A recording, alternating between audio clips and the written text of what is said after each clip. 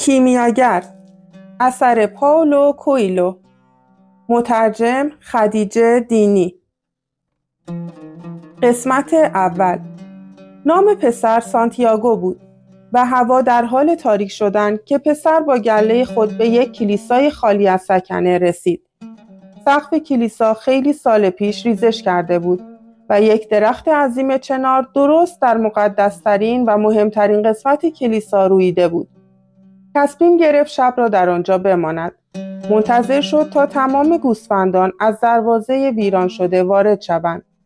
سپس تعدادی تخته برای جلوگیری از بیرون رفتن گله در طول شب قرار داد، به طوری که تمامی آن قسمت پوشانده شد. در آن ناحیه هیچ گرگی وجود نداشت، اما یک بار یکی از حیوانات شب هنگام به بیرون گریخته و پسر مجبور شده بود کل روز را به جستجوی حیوان گم شده بپردازد. لباس روی مندرس خود را بر زمین پهن کرد و به عنوان بالش نیز از کتابی که تازه خواندنش را تمام کرده بود استفاده کرد. هنگام خواب به خود گفت که باید کتاب‌های قطورتری را بخواند. هم خواندن آنها بیشتر طول می‌کشید و هم هنگام خواب بالش‌های راحت‌تری خواهند بود.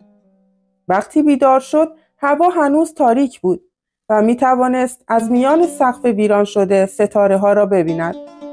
با خود فکر کرد خواهم کمی بیشتر بخوابم.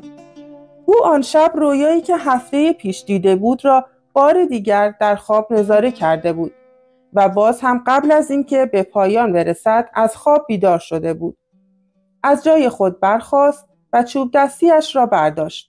شروع کرد به بیدار کردن گوسفندانی که هنوز در خواب بودند.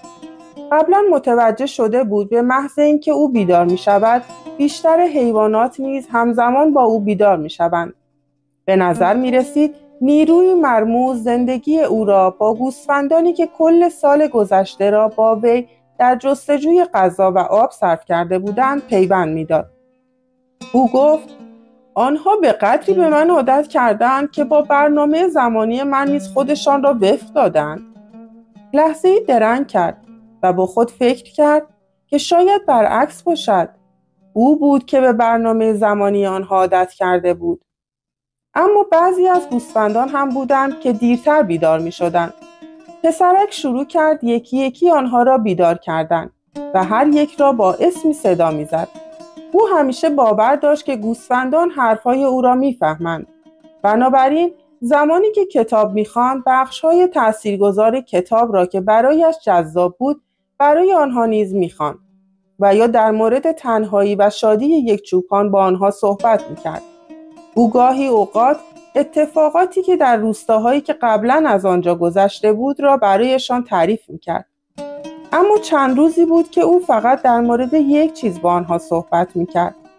یک دختر بازرگانی که در روستای دیگر زندگی می کرد و او حدود 4 روز بعد به آنجا می رسید. او فقط یک بار سال قبل به آن روستا رفته بود. بازرگان صاحب یک مغازه پارچه فروشی بود و برای اینکه کسی وی را فریب ندهد خواستار آن بود که پشم گوسفندان را در حضور خودشان بچیند.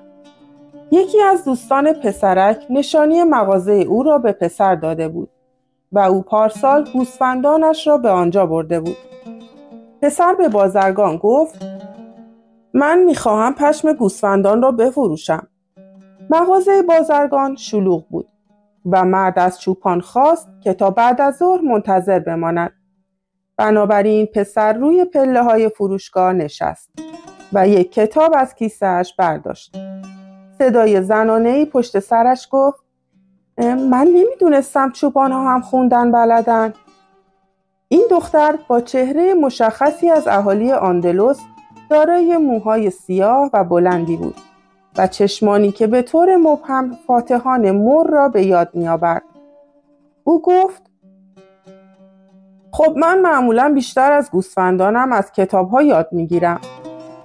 در طول 2 ساعتی که آنها صحبت می‌کردند دختر به او گفت که دختر بازرگان است و تعریف کرد که زندگی در روستا هر روز مانند روز قبل است و همه چیز یک نواخت است.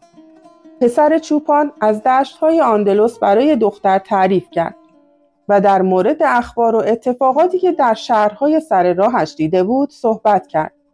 این صحبت برای او بسیار دلپذیرتر از صحبت با گوسفندانش بود. دختر پرسید: چگونه خواندن را یاد گرفتید؟ او جواب داد: مثل همه در مدرسه یاد گرفتم. خب اگر شما خواندن بلدید چرا الان یه چوپان هستید؟ پسر سعی کرد تا از جواب دادن به این سوال فرار کند. او مطمئن بود که دختر هرگز او را درک نمی کند. او مشغول تعریف ادامه داستانهایی که در مسیرش دیده بود شد و در طول صحبتهایش چشمان دخترک از ترس و تعجب بیش از حد باز می شد.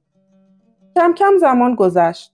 پسر آرزو کرد که هرگز آن روز به پایان نرسد و پدر دختر مشغول و سرگرم کارهایش بماند و او را تا 3 روز دیگر منتظر بگذارد.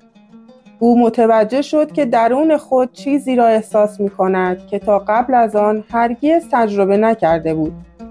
تمایل به زندگی در یک مکان برای همیشه با آن دختر موبلند و در این صورت روزهای یک نواخت او دیگر یک نواخت نخواهند بود. اما در نهایت بازرگان آمد و از پسر خواست تا پشم 4 گوسفند را بچیند.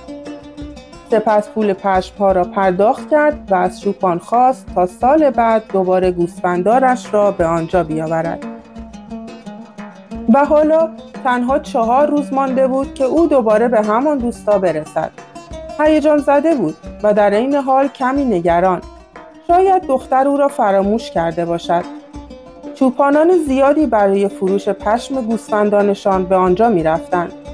او به گوسفندانش گفت: مهم نیست، من دختران دیگری را در مکانهای دیگر می شناسم.